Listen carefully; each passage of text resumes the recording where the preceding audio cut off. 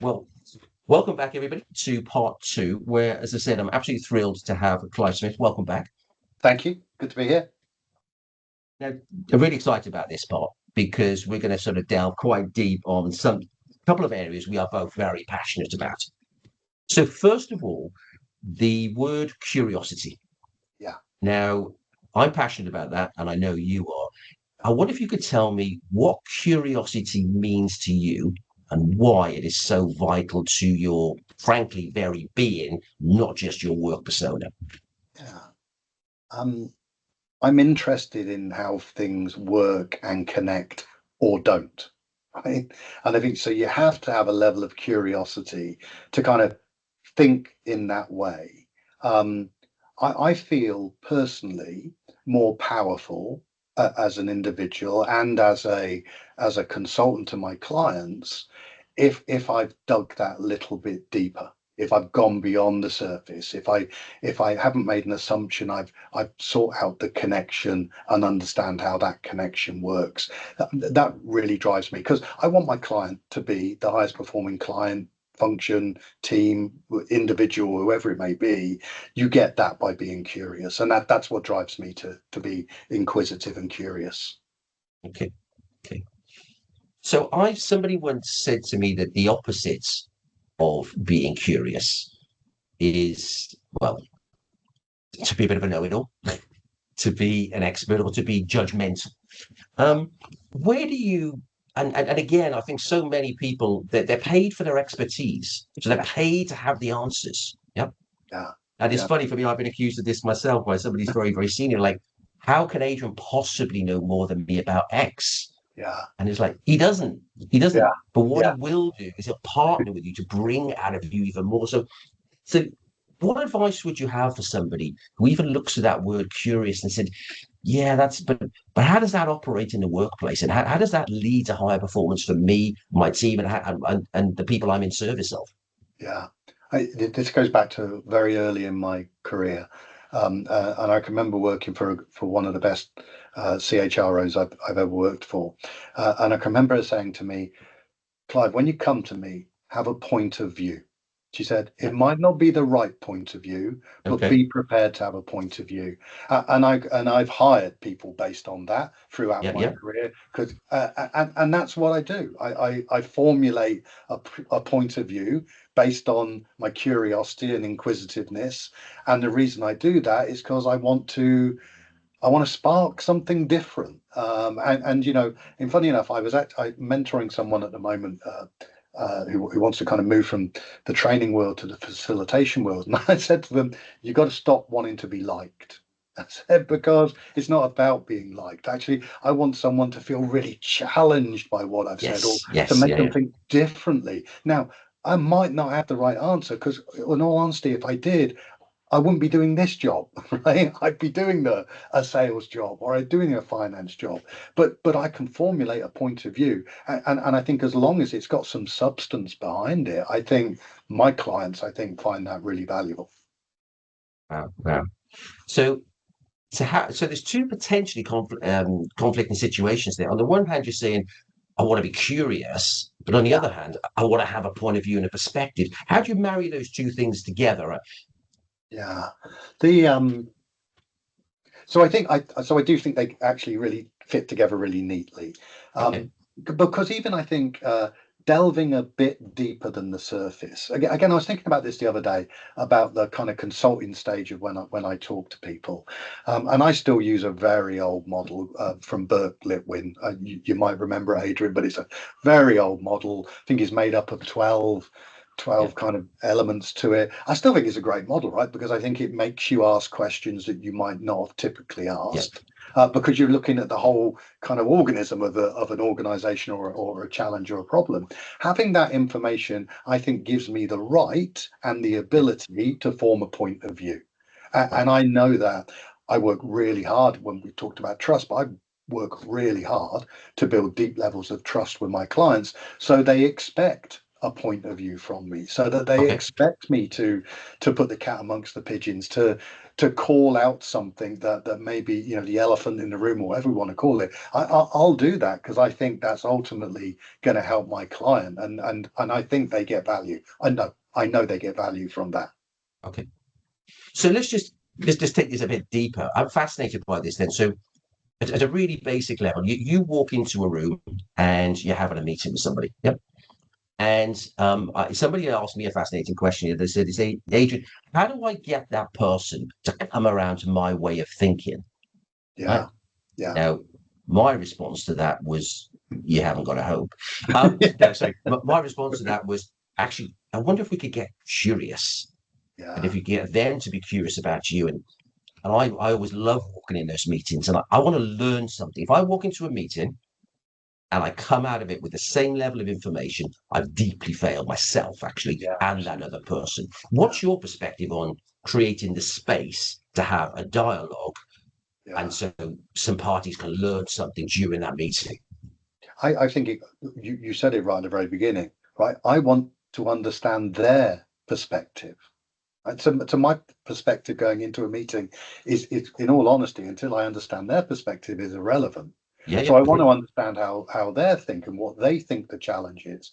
You know, I've seen it before, and when I was younger in this game, you know, would go in with an assumption that, well, actually, you're not organized in the right way, or you don't have the right product, right? That's never going to win you trust with a client, or a client's never going to Yes, then indeed. want you to turn up with a point of view. Whereas if you get really under the skin, one of what the client's feeling, what the client's thinking, and then the challenges they're trying to overcome, then I think points of view are kind of um, are valued as opposed to feared. Yeah, wonderful, wonderful. Just on that front, I've got to show my curiosity. I'm just looking at your background here, and it's obvious you're not slightly interested in vinyl. It's bordered on obsession by the looks. Well, where does that come from? How does that come from? I have a if I have one of something, I want lots of something. Okay. But in a slightly different way. So I have quite an eclectic record collection. But um, if I like a producer, I'd like everything by that producer. Wow. If I like a record label, I want everything on that record Wow. label. If there's a jazz, well, we'll talk about it. There's a jazz pianist, McCoy Tyner. I think he's Yeah. the most amazing jazz pianist ever. Right. So I've got every one of his vinyls. I can't not have every one because I want to have every one. Nice. Yeah. Yeah. And that's curiosity, right? That's not just about the owning something. I wanna know about it. I want to know about the music. I want to know how it was created, who contributed, that type of thing. So just that's fascinating, actually. So by, if I can call it like a body of work there, by knowing a body of work for somebody, because it's interesting. I was watching a video last night. It was ranking David Bowie's Yeah, yeah, yeah. albums, Sorry, it's great. which Yeah, was, it was somebody's opinion, but and I was trying to look for the patterns. It was all his good work really good, and then the letter, whatever it was, there was no pattern. I was looking for the pattern. There wasn't one. Even when I was curious, I'll keep on thinking about that. But tell me about that body of work that you need to understand. And what is it you're intrigued by? uh, I think it does go back, and we're making some great links here. I think, by the way, but I think it does go back to connections, but kind of like the the not obvious connections. Mm, mm, I think it's that for me.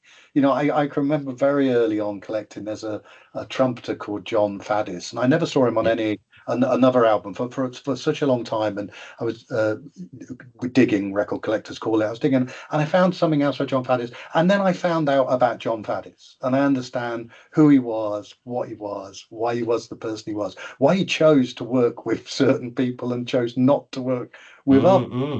mm, That's where that comes from me, and I think I can apply the same thing in the way that I work with my clients. Right, yeah. it's about getting beyond that obvious. Right, that some things seem really obvious. I think when you start working with a client in the OE space, and often it's not. It's just way not obvious. It'll be Mm, something out there that I haven't thought of yet. But because I'm making connections and curious about those yeah, connections, yeah, yeah, then you develop a point of yeah, yeah. view. That's fascinating because, sorry, I'm just going to use Bowie as an example if I can. Second, it's like I seen a great infographic not long after he passed away, and I was just stunned by this infographic. It just it had his it obviously had his songs down. They broke them down into genre. They then Yeah. broke it down into his films. They broke it down into his collaborations.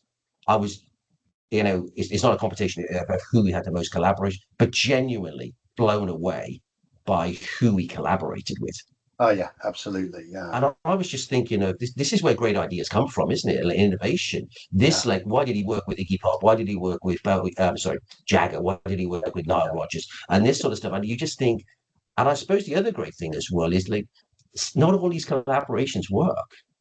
Of Absolutely, absolutely. Well, think of it, it applies exactly the same to a team, right? I course, yeah, mean, again, some of the fantastic leaders I work with here have some absolutely amazing people in their team that fit, and then there are occasions when people don't, yeah, right? And yeah, that's when it doesn't work. And again, you have to have the maturity as a leader, as an organization, to kind of cope with that and work with it yeah, and decide what to do with it. Sometimes it's not always a good story, Adrian, right? But at some point it is. yeah. And again, I think that's, a point of view doesn't always have to be a light bulb. Here you are, you're going to generate another $1 million of income. The point of view might be a light bulb that you're going to lose $1 million of income if you don't think about this. Indeed. That Yeah, that just about, that's the yeah. different thing. Well, one thing I'm really pleased about, you and I'm a bit like that as well. It's more with books with me. Yeah. But if Gotcha. I do get a particular author, then I've got to have all of them. And the other thing I've got to do is I go to the back and I get their sources about what inspired them. This is usually non-fiction, and Yeah. I got to buy them all.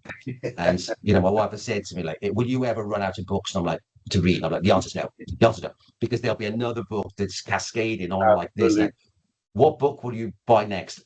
One of these, one of these, and then one of them. So I'm really glad that Love that. we're cut from the same cloth. Now, talking of books, you and I do share a passion, Yeah. and I think for a pragmatic passion as well Yeah. for five dysfunctions of a team. Absolutely. Yeah.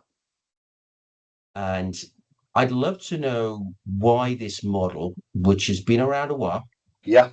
and at a framework there that's been around a while and tweaked again, is Yeah. like, what is the simplicity? We could have 55 dysfunctions of a team. We could have 172 dysfunctions of a team. What is it about this model that works for you and continues to work for you as you partner with people? Yeah. So you hit the nail on the head. It's the simplicity of it. I mean, it's so not rocket science, and there are so many models out there that you could choose to go with, but it's not rocket science. I think it's easy for people to connect with, and each one of those stages, the transition between them, it's not hard to make people understand that. I mean, I think they absolutely get it, and I think in particular why I like the model, and of course at the top of the model is results, as you would expect. I suspect every model like this has results at the top.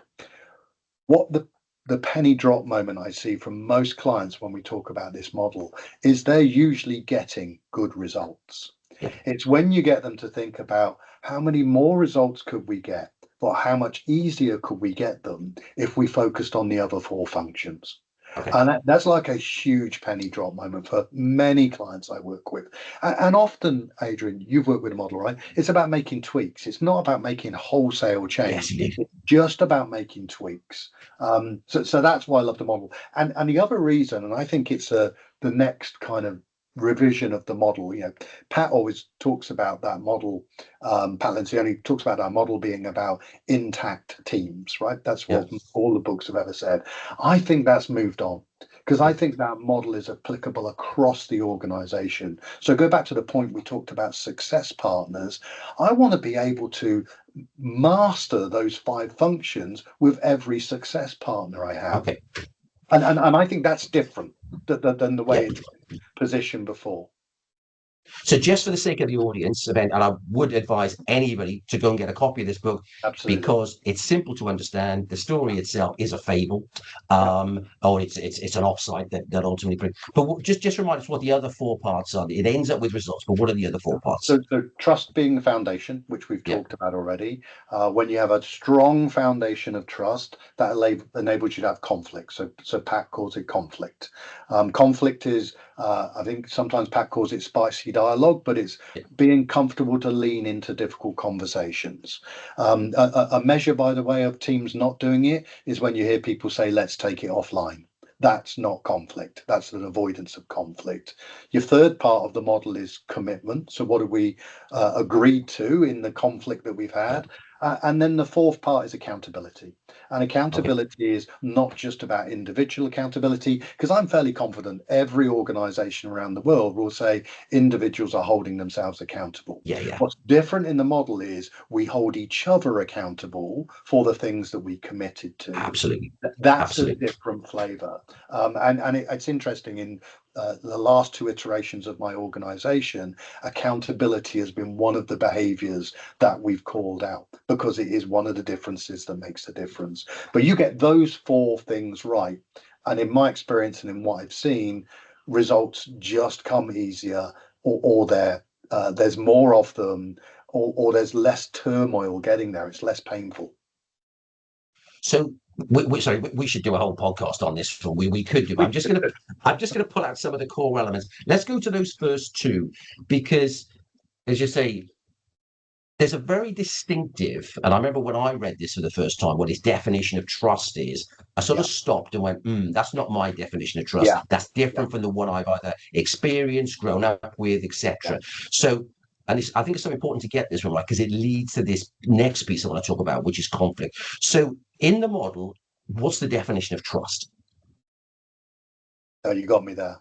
I can't remember the exact Oh, sorry. definition in Okay. the model. Okay. Well, You're going to need to remind me. no, I think, sorry, for me, it leads into a place where there's a vulnerability that I trust the dialogue That, I'm going to yeah, have with you. Yeah. yeah, Rather than based on your consistent behavior over the last 15 years. absolutely. Vulnerability based trust. Spot. Yeah, Yeah. Yeah. actually, thanks for the reminder. Yeah, Yeah. No. it's that ability to be vulnerable, right? Which actually I think in personal and business life is not always the easiest thing to do. You gotta have that right level of relationship that we talked about in Mm, part one to feel comfortable to do that. yeah. Yeah. Absolutely. And so just if I can add there, I think it's not about oversharing for the sake of oversharing as well. Some leaders can take that a bit too far. There's a real balance here. So Yeah, this is the bit that I really looking forward to your views on. This piece about conflict. Now, yeah, straight away, what you mean is a team here. Can I just give a quick example? I never yeah. forget there Please, was yeah, some. We were very lucky. We had at one point Olympic gold medalists who lived next door to us. Okay. yeah, But the interesting thing was before they became Olympic gold medalists, I think they'd come 12th in Europe at a yeah. tournament.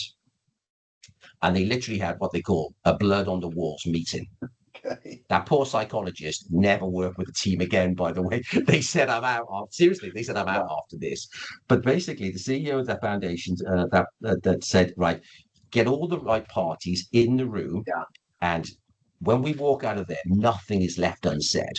yeah, Okay. About it, people's accountability, etc., etc. It cleared a lot of air. yeah, It was probably pretty brutal, but ultimately, what came out of that was, hey, we've got the foundations of a great team here, but we need to change our culture. yeah, yeah, 2 years later, they were the best team in the world. yeah. They Makes sense. and they won gold medal. But that moment, if you to pin it down to that one, that was the genesis of that. Yeah, yeah. So we're not talking here or about conflict for conflict's sake. What does conflict mean in terms of these critical conversations? Yeah. So I think the first thing is it's about the problem, not the person. So Great, you have to great. separate those two things. And quite honestly, if it is about the person, then it's not right to have it in a team Yeah, meeting. okay. That needs to be dealt with differently. So I think it's when it's got to focus on the problem with a view to finding a solution. And I think a lot of organizations, functions, teams, they tend to spin around or dance around a problem. I think Hmm.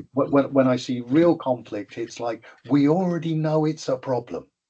So what are the things that we can do that overcome that enable us to go under it, round it, whatever we need to do?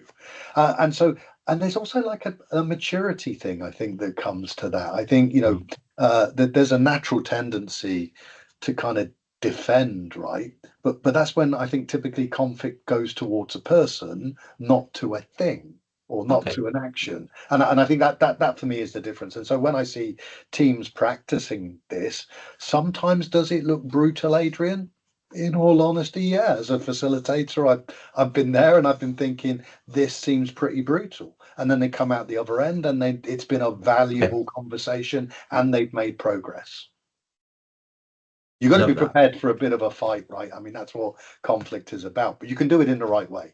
Sure, sure. So we can do this in a respectful approach. Absolutely. What about that? So I love that it's the problem, not the person. But what about sometimes? And we've both facilitated a lot.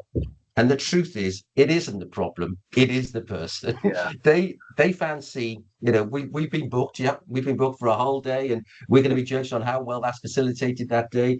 And somebody really doesn't want to be there that day, and Yeah. they're going to do anything to make our life difficult.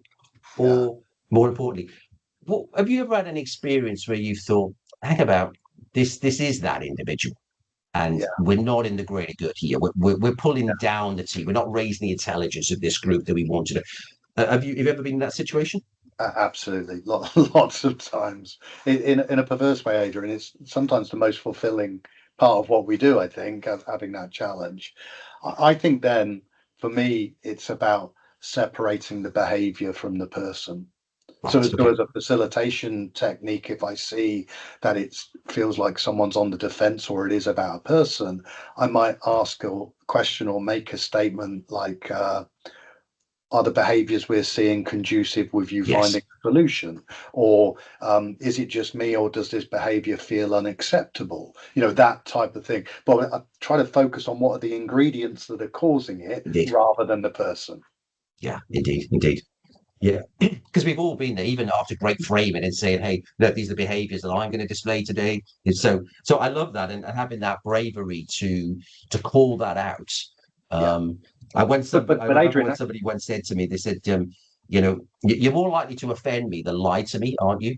Yeah, and I sort of said to them, "I'll take that as a compliment. I think it was meant it." yeah, yeah. I mean, it goes back to the point we made earlier, which is actually, well, I said you don't want to be liked, or I don't Yeah, mean that, right? But it's about knowing that in the moment somebody's probably not going to like your contribution, at but that time. because it's valuable and they don't want to go there. Not Yes. because they don't like you, it's just we don't want to talk about that now. And I've seen it before, Adrian, where I've made a statement like, is this behavior acceptable? And then the group has gone, yes, it's okay. And then 20 minutes later, someone's come and tapped me on the shoulder and said, did you mean my behavior or someone else's? Right. So you spark that interest Yeah, you to sparked a know debate. what it is. And if you're asking me, then I'll tell you. If it was you, I'll tell you it's you. Yeah, yeah, yeah, If you're absolutely. requesting that, right? So that moves us quite nicely on to commitment and accountability. Yeah, Because as you said, I think commitment is a great word. And again, I personally think commitment is the start of all high performance, yeah, along with focus. Because there's something that magic happens, I think, with commitment is resources show up, you add curiosity on that, and yeah, suddenly we've catalyzed. yeah. So what is your experience of enhancing commitment, or when you don't see it, and then the difference when you do it, and then also about accountability for people? Yeah, it's interesting because I think as one of the byproducts of COVID and so many meetings taking place like we are now, um, I see more and more consensus rather than Yes. commitment. Yeah. They used to call it, Adrian, the meeting after the meeting. Oh, Yeah. indeed. I Indeed. think in Teams, it's the meeting in the meeting. When you see Oh, okay. someone go down and type, and then the top corner of the screen, you see someone go, yeah, right. Yeah. Okay. Yeah. That's Yes. when It's the you're back channel. Yeah. Yeah. It's over yeah. here, isn't it? And, Yeah. and, I and agree. what you're Agree. Yeah. Yeah. building is a level of consensus there, not commitment. And so I think you have to work much harder to emphasize what are we committing to, who's taking the action, when will the deliverable. I see it so often where I'll see a call come to a conclusion, and even I'll be sat there thinking, well, I don't exactly know who's doing what here. Yeah. Yeah. So there isn't really commitment. There's just a loose agreement to will make it happen. And so I just think you have to try much harder to tie down, like you've done the summary in section one of this, right? What is it that's actually going to happen? What actually, or what's the person going to do that I can hold accountable for, which of course is the next part of the model. Because here's what happens. If you have consensus, How on earth do you hold someone accountable? It's impossible. I don't know what you were supposed to do Oh, I've never because we thought of didn't it like agree that. it. Yeah, I've never thought of it like that. yeah, And that's the thing. And sorry, that's really fascinating because that's the whole point. Is that's what makes conflict uncomfortable. yeah, Is because if you're right, if we've got well, we just agreed on everything. Well, hang about. There's a good example of what happens in this situation. Is eventually the numbers or the smart part of it don't add up, yeah. and then we're in a situation like, oh, so what do we do? This is why you and I are pulled into these situations. So therefore, what do we now do about it? And you're like, well, the root cause Yeah. is back over here somewhere. And it goes back to the very first model we talked about, because that's about creating clarity and minimizing politics. So you've given a great example there of, we agree this target, this priority, but we've done it by way of consensus. So I don't really know who's going to do what. So when it doesn't happen, that's to blame. Right? And then what Process. happens The process. organizationally, what we do is we think dialing up, doing more of the smart This stuff stuff. Yeah, is yeah, going to yeah. make us successful. It doesn't, because you have burnout, you have people who are switched off. And you mentioned discretionary effort earlier. I think, my experience over this number of years is that the great organizations I've worked for are when people feel really comfortable giving discretionary effort. When people get switched off and turned off and they become disengaged, doesn't mean they don't keep doing their job. Of course they keep doing their job. They just turn off the discretionary effort. Yeah, And yeah, yeah, that is yeah, yeah. the difference that makes the difference. And that is the difference, isn't it? Because you just think again from high performance perspective, is like, as you say, there's that big piece about doing your job. So you paid me to do this. And that's the worst thing. If you're in that scenario, Yeah, and we're recontracting, going, oh, actually, you pay me to do this and I've done it. It's already broken. It's yeah, already broken. yeah, exactly. And what's that down to? Usually a lack of engagement. Yep. Absolutely. A lack of trusted dialogue in the first place, which means, hey, if I'm, I'll be paid for what you do here. But the magic, if there is a magic, it happens when you get a highly motivated team that does phenomenal things, like goes from eighth in the world or 15th or 12th in the world to Yeah. gold medal. There's a lot of discretionary effort going on there. That's exactly right. And honestly, as a differentiator to really high performing organizations, that's when that stuff just happens naturally. Now, there's a caveat, not to be taken advantage of, right? Because Absolutely, because absolutely. because that's the other edge of that, right? And if you're familiar with strengths, I'm sure most organizations, and so this is Gallup strengths, most organizations probably end up with the achiever strength as one of their number one strengths. Well, the achiever strength is really kind of like one of life's plate spinners, Adrian, right? So we'll spin a plate, and then somebody says, well, can you spin two more plates? They say, yeah, we could do two Yeah, of more, course I can. probably another one. But at Yeah, some point they hit the wall, and the challenge with that achiever trait, which they give discretionary effort like you wouldn't believe, they only know they're burnt out when they're burnt out. no doubt. There's Yeah, yeah. no slow There's no ride handbrake. to that. Yeah, yeah. Boom, it just happens. And I think that's a real danger for a lot of organizations at the pace we have to work at nowadays. Nowadays, I think it's always been pacey, right? But I think the pace that happens now kind of really plays into that kind of loss of discretionary effort and burnout. Yeah, Yeah, yeah. Well, I suppose it's the classic, isn't it? Which is, if you want a job doing well, you give it to a busy person, yeah, or you give it to a productive person already, and absolutely. Yeah, and that takes it to that sort of level. So this is interesting in terms of feedback. How important is feedback? Because one of the most powerful metaphors I've ever seen. I wasn't actually in the room, but I was at a leadership event once, and the facilitator there had spent the privilege of spending a day with the Red Arrows. Okay. yeah, Now, obviously, an elite hype of the elite of the elite of the elite. But he said, what was fascinating, he said, I've seen feedback, honest, sincere, candid feedback, take 3 minutes, 180 seconds. yeah, And he then went on to explain, bearing in mind a little bit of context, these people are flying past each other over 400 miles an hour, and a small mistake could yeah, cost a lot of people a lot of money and lives. But the squadron leader went first. He come in and just said, oh, right, on sortie one, I was too low. I went here. That could have led to this, this, and this. And then he just went, they call themselves by numbers. And he went, two, what do you think?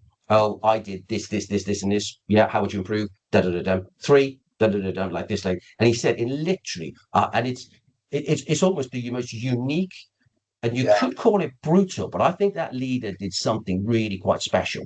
yeah, yeah. The I think feedback's one of the most underdone things I've had in my experience. Yeah, Um, you know, it's interesting as you were talking about that, because I think one of the traits of teams that have high levels of accountability is feedback happens in the moment. So as you've just described, I'm holding you accountable for. I can give you great feedback on you did it. It was a great job. Please do more of this. It's really effective. Or I give you feedback in the moment that you didn't deliver on what you said you're going to do. This is the impact it had, whatever else needs to go with it. But it happens in the moment. I often get frustrated, Adrian. I'm sure you're asked to do this, right? Where it'll be I've worked with a team for 3 quarters. It's the fourth quarter. And then the leader says to me, can we do a feedback session? And a part of me, my first reaction is no. yeah, We've missed the point, right? yeah, We've absolutely missed the point. Now, I love and I agree with you, the idea of the leader going first. And in fact, one thing I introduced a couple of years ago, um, uh, someone else may have as well, so I can't claim whether I actually made it up or not. But this whole idea of 0 degree feedback, and so I encourage the teams I work with to come and give feedback on themselves to the rest of the group. So this is how I think I bring value to this team. This is how I can yeah, detract value from this team. Always get the leader to go first. Vulnerability-based trust, by the way, starts with the leader. So if the lead is showing vulnerability, the rest of the organization will. And creating that habit. I think yeah, yeah, that's what it is for me. Is how do you get that? Yeah, it is just a simple habit that we give feedback and we give it regularly. And again, I've given examples of high performing teams I've worked with. The same team I'm talking about are really honest with their feedback and in the moment, and it makes such a difference. yeah. And it can lead again. It can lead to appropriate change and appropriate behavior. I personally, I remember when I had used to have my performance reviews, and I never go. One of my bosses said to me once, "Oh, I've been waiting to give you this feedback for 12 weeks," and I was I like, would have said stop then.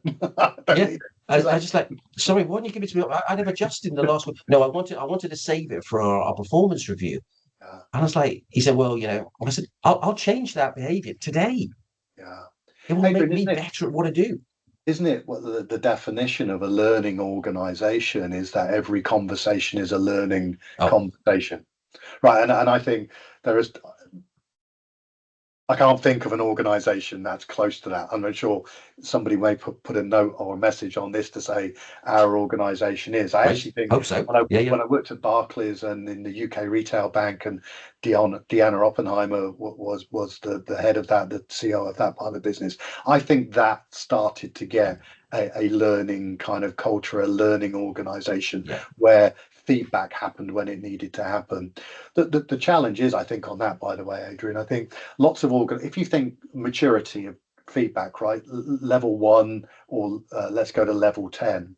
I think lots of organizations think they're on about a 6 or 7 when they've probably got 1 foot on run one, yeah, yeah, but yeah, they indeed, think they're operating at this level, which makes it really hard because you've got to do the other steps before you get there, which I think no one ever wants to take a step back.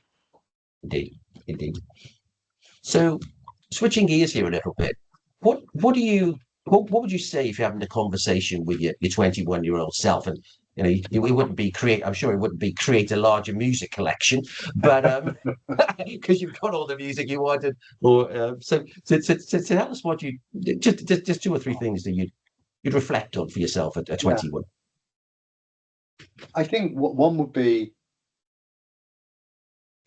do what you really wanted to do, right? I think I fell into a pattern or a habit, and I have a firm opinion about habits, right? Which is you got to let habit go to be able to create a new one. I think I fell into a cycle Okay. of stuff which was fine, right? I got paid, I did pretty good in the job, but it wasn't a job that gave me energy and passion and enthusiasm. So I think go for what you wanted to do earlier.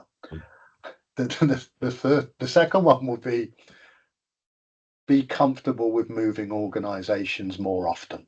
Yeah. I think that would be the one thing. I mean, when I was at Barclays 28 years, and it sounds like a huge amount of time, it was about 140,000 people business at the time. So you could have 5 or 6 different careers there. But I Big. think that my advice to myself would have been do your 10 years there and then go somewhere else and then find somewhere else. Because what I learned at SAB Miller and what I've learned, in the many transactions that Mm, happened through mm, WorldPay is probably as much in those 12 sure. years than I did in 28, if I'm honest. And so I think that would be the thing I would say to myself: be comfortable to move around careers, get that experience. Brilliant. Brilliant. Okay, well, this is where I normally try and put a bit of a summary together of our conversation, but I've got absolute pages of notes here. So I'm going to try and bring it down to some of the most salient ones, if that's okay. Good. Yeah, go for it. Yeah, I think really in part two for me, we've really explored your deep passion for curiosity and also how it can combine with also having a point of view. And I do love that when a guest comes on and says something I've never heard before, and you actually saw those as actually complementary things. And actually, the thing that drives your point of view is your curiosity to discover others. I was sensing that a meeting with you or a combination for you is like, actually, I'm going to put my needs and my interests on hold here first. I have to discover what the other side, and I have to explore that. And the only way I'm going to do and learn more about that. But actually, also, I got a sense from you as well. Curiosity is a proactive act. Sorry, Yeah. it's not a passive act. You have to go out there and seek it. And the great thing is, I was feeling from you as well. It's like a habit. The more curious you are, the more natural it becomes, and it just becomes part of your DNA. And I very much felt that from you. Yeah. Obviously, the piece and the basis was around the five dysfunctions of the team. I think for me that vulnerability based trust, I definitely would encourage anybody to explore that book. We're all ultimately in teams somewhere, whether they're virtual teams, etc. That's seeking high performance for whatever environment we're actually in, and actually starting with vulnerability based trust. What does that actually mean? And help. People got lots of terms. I call it healthy conflict. I think you use terms there, the critical conversations, but Yeah. every day to move the dial, we have to have conversations that are critical, Yeah. whether they're with partners, whether they're with customers, whether they're with stakeholders, allied partners, etc. So, and also explore that piece about accountability and almost say to yourself, before we get to results, how accountable is this room, my peers, and what we do and how we, and just again, be curious to think about that rather than being judgmental. And I think the other piece there for me was really about saying, actually, sort of, I think what's really stood out for me today is your integrity as well. Hmm. As in, there's one thing to talk about these things, there's another thing to be live, running or facilitating a conversation, whether it's an ELT or whatever it may be, and actually then say, hang about, how are these behaviors showing up? How are these behaviors? Is everybody showing up today like this? And focused on the problem rather than the person. But then sometimes when it is the problem, even separating that down and saying, actually, it's not the person, it's their behavior. Situationally today, how is Yeah. that serving the greater group? And actually, how is that also serving them Yeah. in terms of how we do it? Because as you say, that to me, we talk about as well, was moment to moment, in the moment, Yeah. feedback directly to that person. And I really like that part where you said there at the end, which is the conversation you'd have with your 21-year-old self, is be comfortable with that uncomfortable place of potentially moving environments, Yeah. because every one of those environments I definitely sense, and the rocket fuel would be curiosity, Yeah. is that you can learn, and you've got an opportunity to learn in every one of those environments, in every one of those conversations, to enhance your experience and and and and step into those, and step into new habits. They were my takeaways. But I want to leave the final words with you, Clive. I think you've done a great job. Well done, by the way. That's an incredible summary that they're listening to it. I think let's go back to what we started with. I think it all starts with curiosity. I think if you want to be in this world, work in this space, there's no such thing as too curious. And then I go back to what I said as well is start to cultivate your point of view. Feel comfortable in putting across your point of view, because that's not you saying this is the answer. This is you being comfortable sharing your point of view. I think in this field, people who do that, I think that's so much added value. Wonderful, wonderful. Well, I can't think of a better way to close the conversation. Thank you so much for your time. You're Thank you for welcome. your insights, and most of all, thank you for your point of view. And I know the audience is going to love this. This is going to provoke so much conversation and an opportunity for them. So thank you. Thank you very much, Adrian.